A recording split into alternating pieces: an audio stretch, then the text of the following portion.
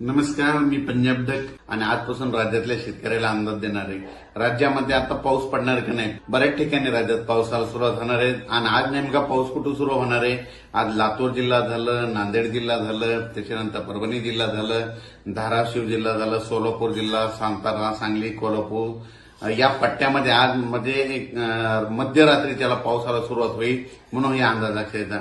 पण 24 तारखेपासून ते 30 तारखेपर्यंत राज्यात दररोज वेगवेगळ्या भागात विखुरलेल्या स्वरूपाचा काही ठिकाणी जोरात पाऊस पडणार आहे, कुठे रिमझिम पडणार आहे, काही ना सोडून देणार आहे म्हणून हा अंदाज लक्षात येतात.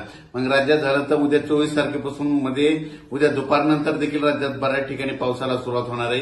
पण तो पाऊस विजेच्या कडकडासह असणार आहे म्हणून हा अंदाज राज्यातल्या शेतकऱ्यांनी अंदाज लक्षात येतात.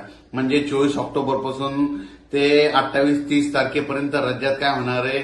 सुरुवातीला सांगू इच्छितो की नांदेड जिल्हा झालं, यवतमाळ जिल्हा झालं, हिंगोली जिल्हा झालं, परभणी जिल्हा झालं, लातूर जिल्हा झालं, बीड जिल्हा झालं, धाराशिव, सोलापूर, त्याच्यानंतर सातारा, सांगली, कोल्हापूर, तसेच पुणे, त्याच्यानंतर कोकणपट्टी पूर्ण, त्याच्यानंतर अहिल्यानगर, संभाजीनगर, जालना जिल्हा, त्याच्यानंतर इकडं वाशिम, हिंगोली ह्या पट्ट्यामध्ये काय होणार आहे. 24ला उद्याच्याला बऱ्याच ठिकाणी हा पाऊस पडणार आहे.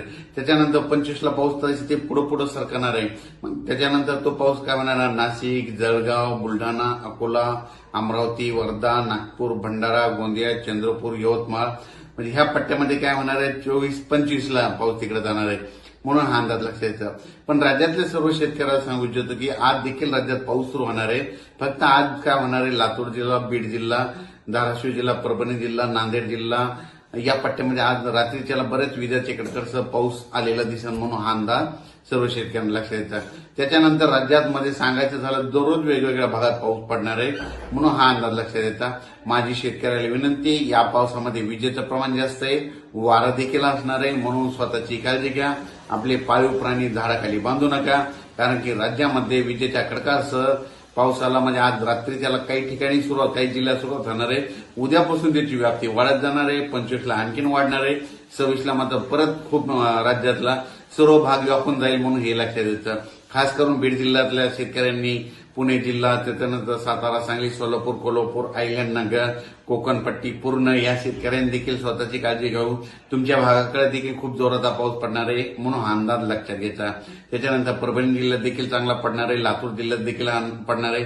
हा पाऊस तुम्हाला सांगू इच्छितो आंध्र प्रदेश, तामिळनाडू, कर्नाटक, केरळ त्या राज्यामध्ये पडत असल्यामुळे आपल्याला देखील त्याचा पावसाचा असर होणार आहे म्हणून हे अंदाज लक्षात येतात. सांगायचं झालं तर ऑक्टोबरचा शेवटच्या आठवड्यात मात्र राज्यात पावसाचं वातावरण राहणार आहे म्हणून हा अंदाज लक्षात घ्यायचा. अचानक वातावरणात बदल झाला तर लगेच एक मेसेज दिला जाईल. धन्यवाद.